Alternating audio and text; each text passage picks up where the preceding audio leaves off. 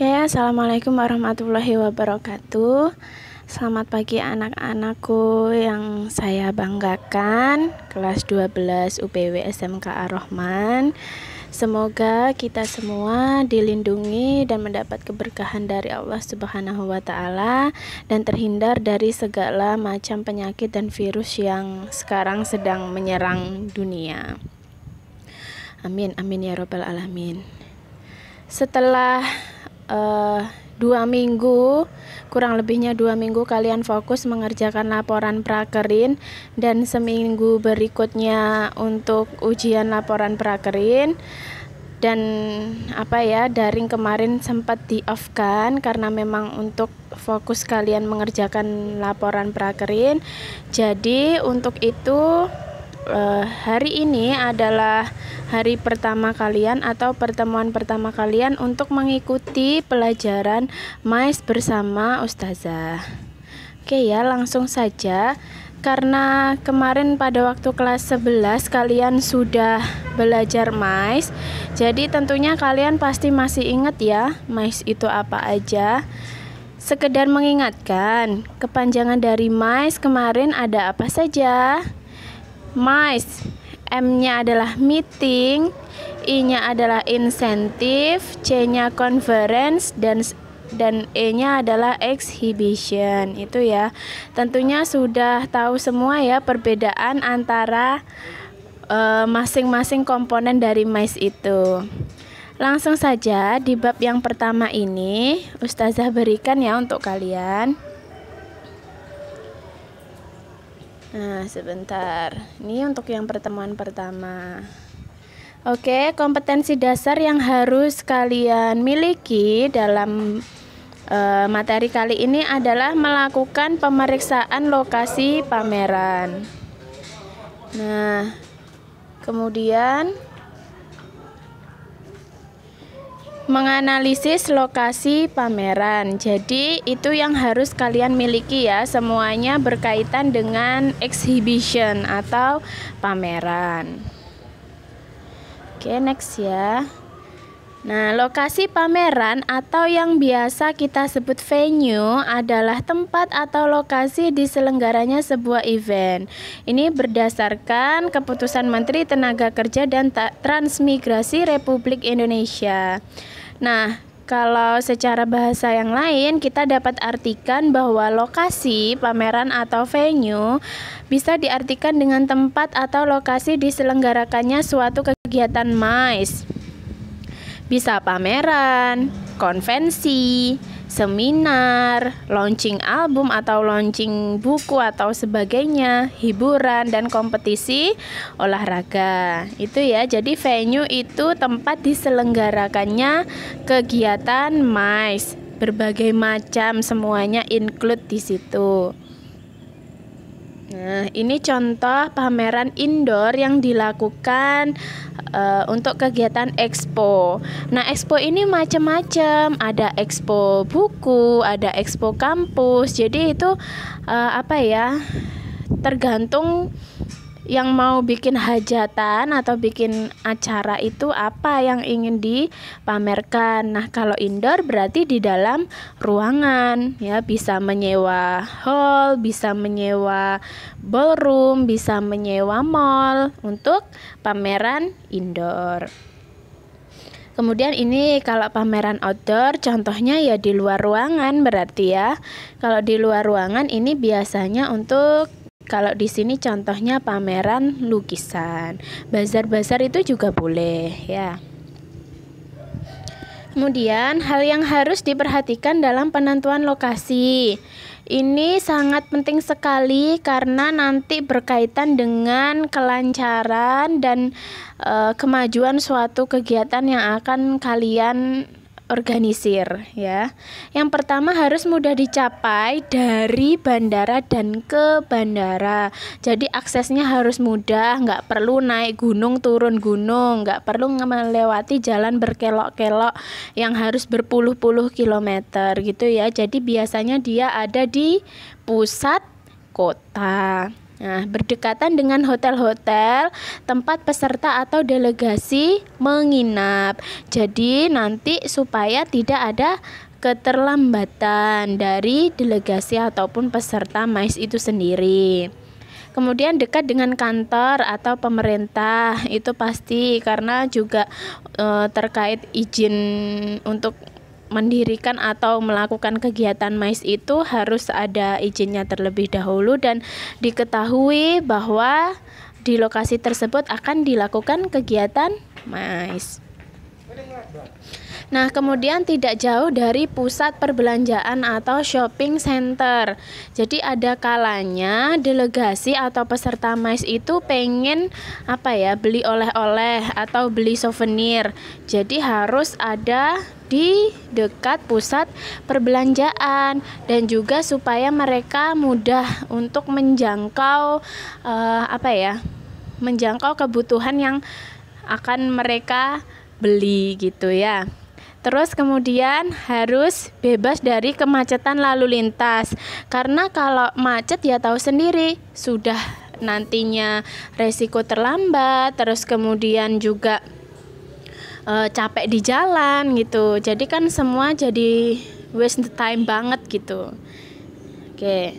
Itu yang harus diperhatikan untuk memilih lokasi.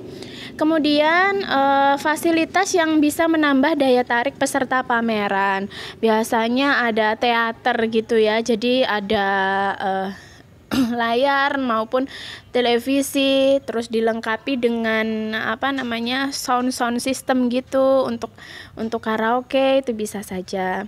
Terus auditorium, semacam aula itu ya. Kemudian pekan raya, stadion dan juga gedung pameran. Ada mungkin dilengkapi dengan sepak bola, balap motor, pacuan kuda, tenis, terus mungkin juga golf gitu untuk menyalurkan hobi-hobi mereka. Jadi kalau misalkan kita bisa atau sanggup menyediakan fasilitas yang lebih, itu akan menunjang atau menambah daya tarik lagi sehingga lebih banyak peminat.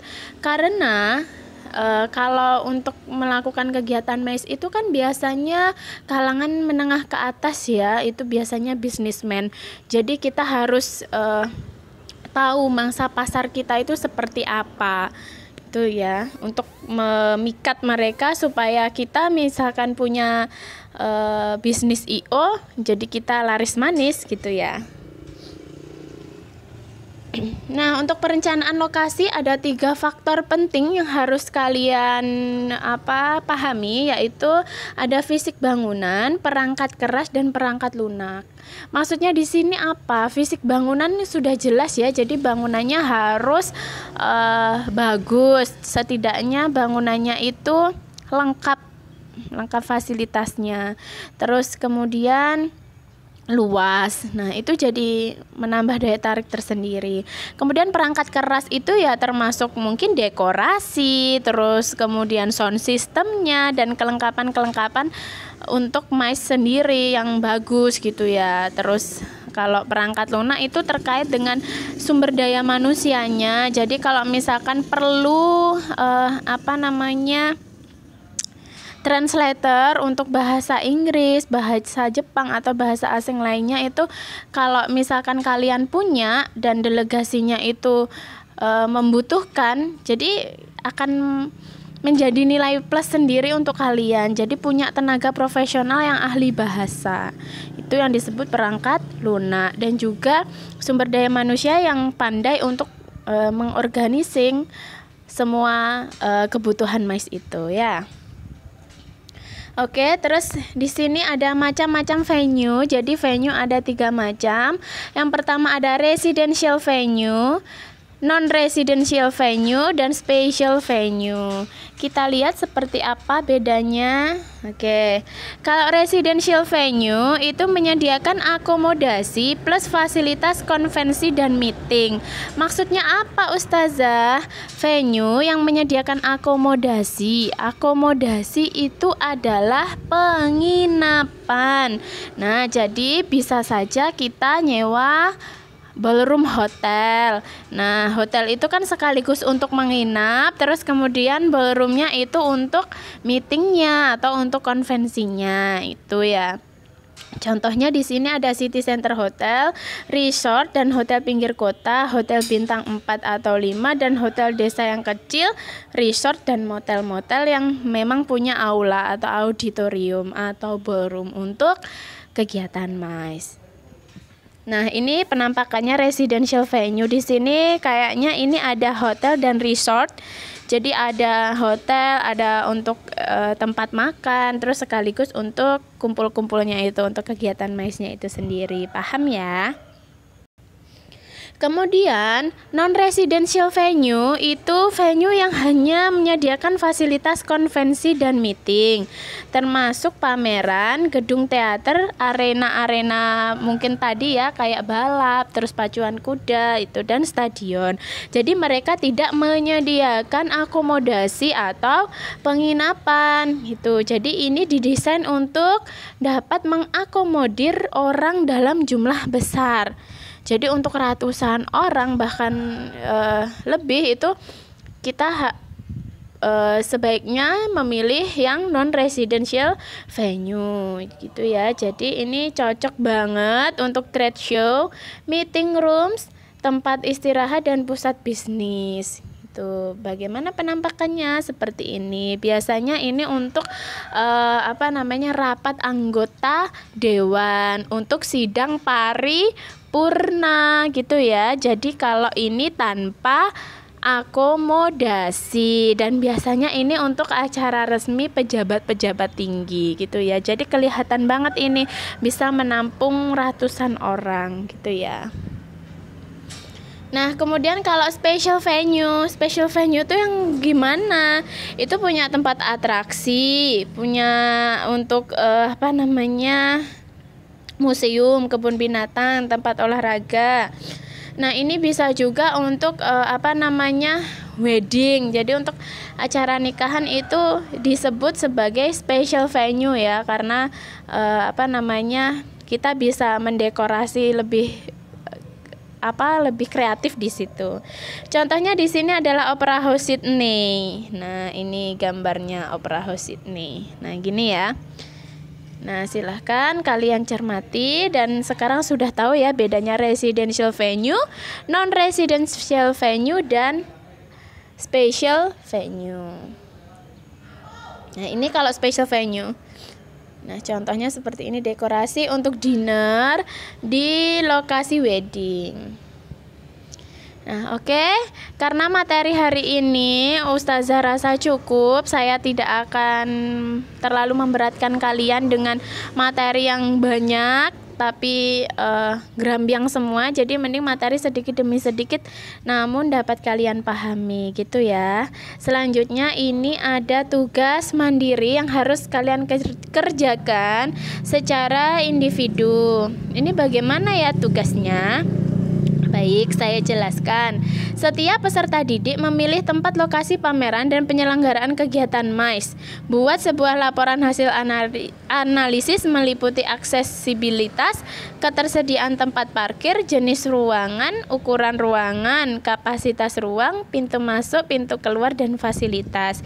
Ini boleh cari di internet, kerjakan dalam file bentuk PDF dan disetorkan melalui WhatsApp atau email juga boleh. Nanti kalau mau tanya email saya boleh.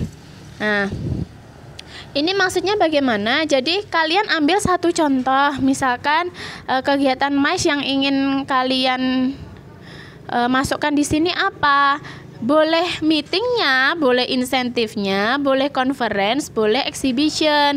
Kalau misalkan exhibition itu pameran, misalkan ada exponya di mana, misal di Surabaya itu kan ada JX Expo itu ya. Nah, di situ fasilitasnya apa saja, terus aksesnya karena dia ada di pinggir jalan raya di kota, di tengah-tengah kota, itu jadi gampang untuk diakses. Terus kemudian pintu masuknya ada berapa, pintu keluarnya ada berapa, terus fasilitas yang disediakan di sana apa saja.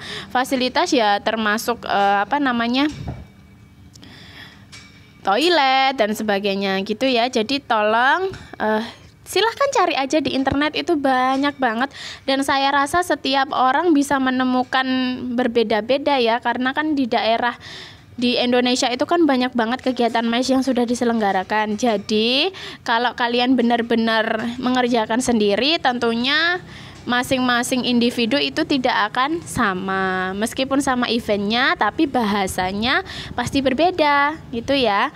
Jadi kalau ada yang masih perlu ditanyakan, silakan ditanyakan, diskusi selama 1 jam ke depan. Dan jika ada yang ditanyakan lagi di luar jam pelajaran, bisa japri saya untuk supaya tidak mengganggu jam daring yang lain.